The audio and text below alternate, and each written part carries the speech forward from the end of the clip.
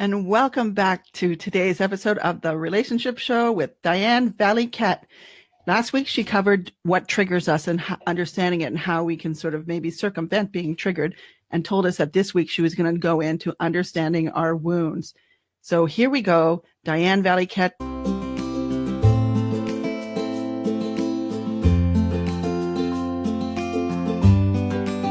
Talk about our wounds and how to identify wounds, right? So let's start with understanding like a trigger. So let's say you're in the middle of talking, somebody interrupts you and starts just telling their own story and makes you feel like your story or what you were saying is not important. You don't really say anything about it. So that's a wound, right? So what occurs is we start to manifest or have adaptive behaviors around a wound. So if you're noticing and if you're looking around places and people and spouses or exes or boyfriends, and there's people always interrupting you. They're always interrupting you, and you never feel heard. So not feeling heard would be the wound that you need to start to look at. And so what occurs is that we blame other people because you're saying, okay, well, you always interrupt me. You never listen to me. You can't hear me. And that will start what I'm going to call like a brick again. We start to gather bricks on and put a wall up, because I keep talking about this wall, but it comes from we're blaming that person for interrupting us and not hearing us and not mattering. Let's just call it that. But the thing is that it's you that can't hear you. So in the beginning, when that person that you're in a relationship with started doing that right from the beginning, you used what I call an adaptive behavior, and you just took it in and you just got quiet and you just, shove it down the lockbox, and you continuously feel not heard. The thing is that you can't hear you. So once you can become, so let's say you're conscious now. So to that, oh my God, that's my story. And that's how I feel all the time. And so now you become conscious that you have that wound that exists inside of you. What you need to start doing is to say, how can I heal not being heard inside of myself? And so one of the first steps that you would do is to really start to notice how many people cut you off and how many people don't put any value to what you're going to comment or, or what you guys are going to talk about. And that's not other people doing it to you. That's you allowing them to do that to you. And so it goes back right between the age 0 to 8 years old, when you're kind of learning how to do relationships, and you're learning about what relationships looks like and what to expect in relationships and what not to expect. And if you look back, and you'll identify with either your mom or your dad, and that they would be saying also, one is complaining, you never hear me. And so if you can sit down quietly and maybe look backwards and look at which parent, like is it mom or is it dad, that says to the other spouse, you're not listening to me, or I feel that you're not hearing me ever. And so those ever and you're not, and this is the way it is because you're mostly not hearing yourself. So from get-go, that defined the beginning of the end of the relationship. And some people will stay in that beginning end of a relationship for 10 years, 15 years, 20 years. And then all of a sudden, they built such a really big brick wall on not being heard, because they go around and they start to sniff how many times you're not hearing me and how many times, do I not feel like I matter? And we start to build these walls, and we then, either have an affair, leave the relationship, or just feel really depressed, really angry, and we don't know what to do with it.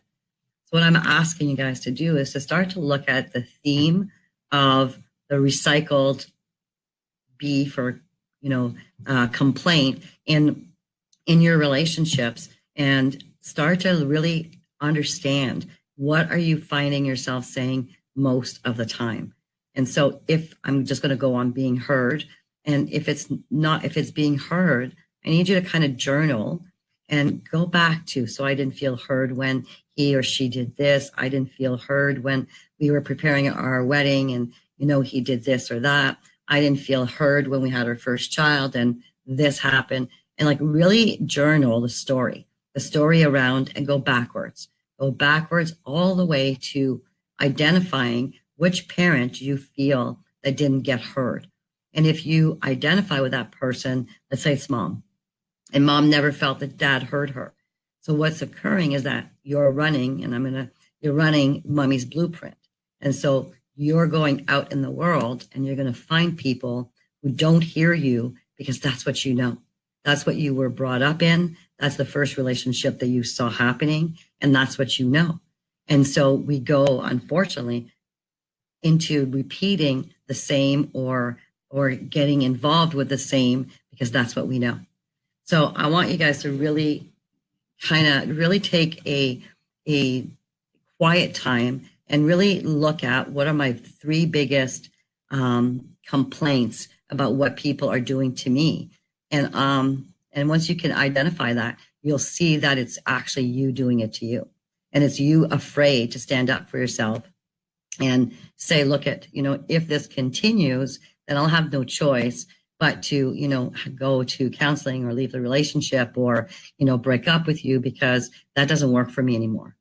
Right. So you're in charge and you're in command of your relationship, but you need to be in command of you. And if you're not in command of you, then stuff's happening and you don't even know. Right.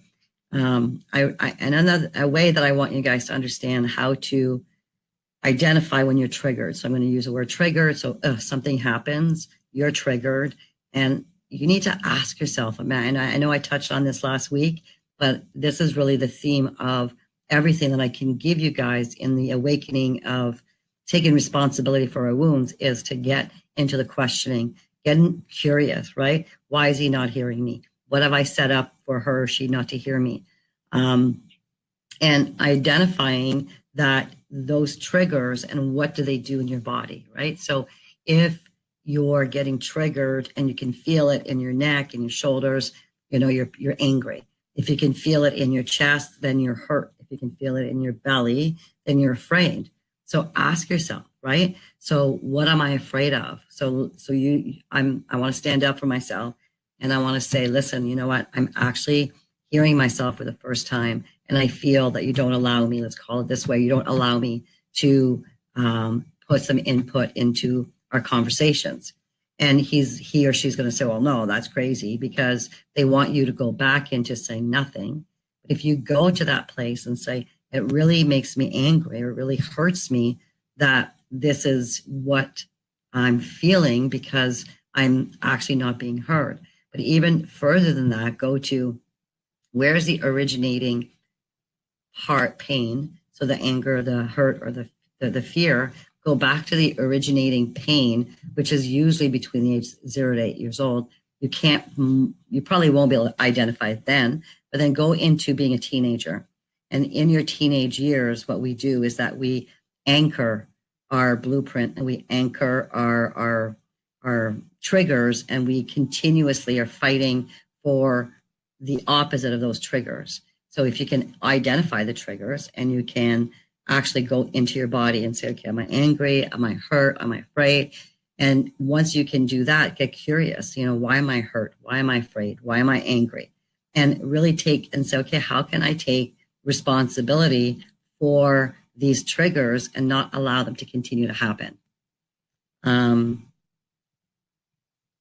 Rebecca, is there anybody? No one's asking questions, right?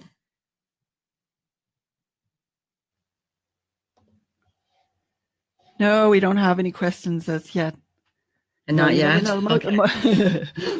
I'm sure that as the replay goes on, people might put in their questions at that point, or they might even do private messaging like we've had in other shows. Yeah, they have. Yeah. Okay. Yeah. Okay. I just want to make sure. There's nobody engaging. There's like some reactions, but no questions at this point. No. Okay. But when it's I have some questions around sort of these wounds, because I'm finding now, as I've sort of I'm going through the separation part, is that I'm just becoming more aware of that, and then of recurring themes in work relationships. It's like, like, that's still there. Like, what's Yeah. this about, right? Or Yeah. it takes me back. And I said, I thought I already kind of dealt with that. Yeah. And it seems to me that this wound or some of those wounds are just like permeated at so many different levels. It is hard to sort of get rid of them and to It's say, absolutely like, you know what, Rebecca?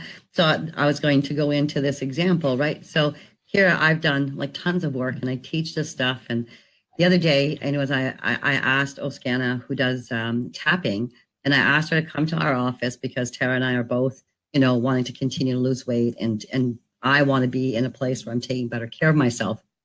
And so I called her and I said, you need to come and do some tapping with me on I have no willpower. Right. So there's me and Tara in the office. Tara's my daughter, and we're tapping away, and I have no willpower because I don't, you know, I can't quit eating junk food, and I can't. And so tapping, we get to the place where I have never learned how to take care of myself because my mom could never took care of herself. My mom always ran, you know, she had 3 kids. She was a single parent. She worked full time and she took care of us, and we mattered first and she mattered last. And then Tara starts crying and says, oh my God, I made Tara not know how to take care of herself because her younger sister was so much more demanding and really, you know, harder. She would cry a lot and had a little bit of a stronger will than Tara. And because Tara runs my blueprint, she realized, and Tara started to cry, and she says, my God, whenever I try to stand up for myself or I try to put boundaries, I feel really guilty and I feel really wrong because I felt wrong when I try to put boundaries, and that you would say, so I'd say, Mom, no, I'm not driving her. And I would say to her, please just do it for me because I'm at work. I'm trying to run this business. And can you just go drive her? Because I didn't want to handle, or I didn't want to hear about it. And I didn't want her, you know, causing more mayhem, let's call it, at home. So I just wanted Tara to go bring her to her friends. Right. And the funny thing about that is Justine, my youngest daughter, absolutely knows how to take care of herself. right. And that's what we recognized, right? Is that if she, you know, if she said mom, mom, mom, mom, mom, mom enough times, or if she upped the ante and would go on to nobody ever cares for me, she would use all of these tools that she learned, and everybody would cater to her and give her exactly what she wants. So today in her world, she can take care of herself. She's got amazing willpower and she's really pretty centered and, you know, knows how to do that.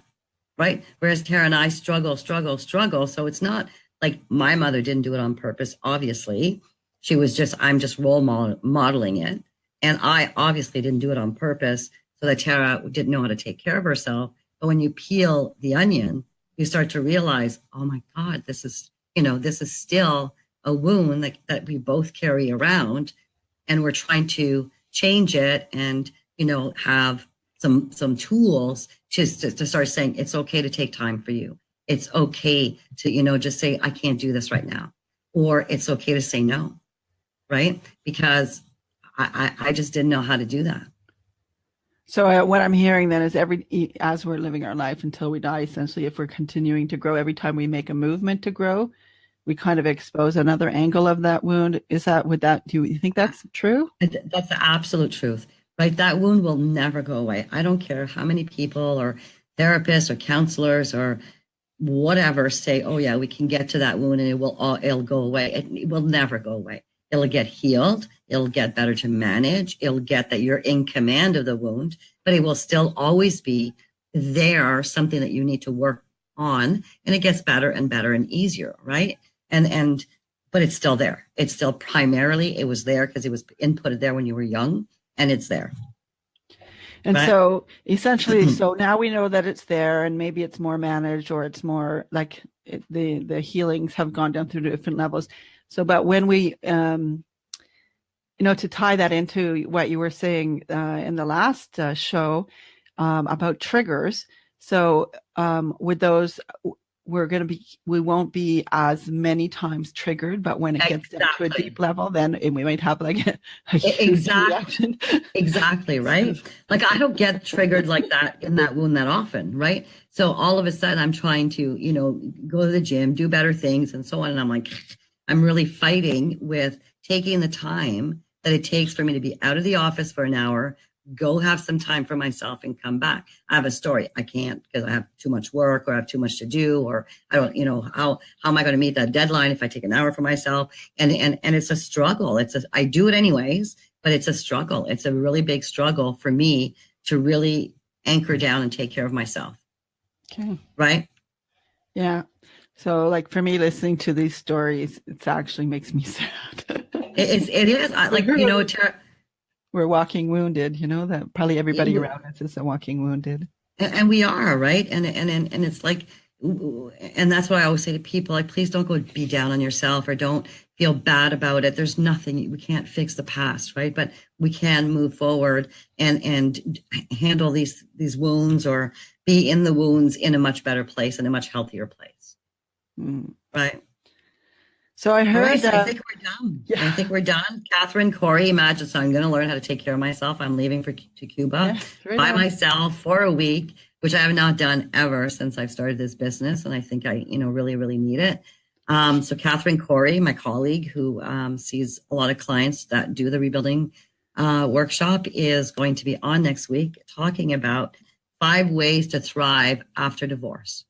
So enjoy Catherine. She's got a lot of information and she's got a lot to share.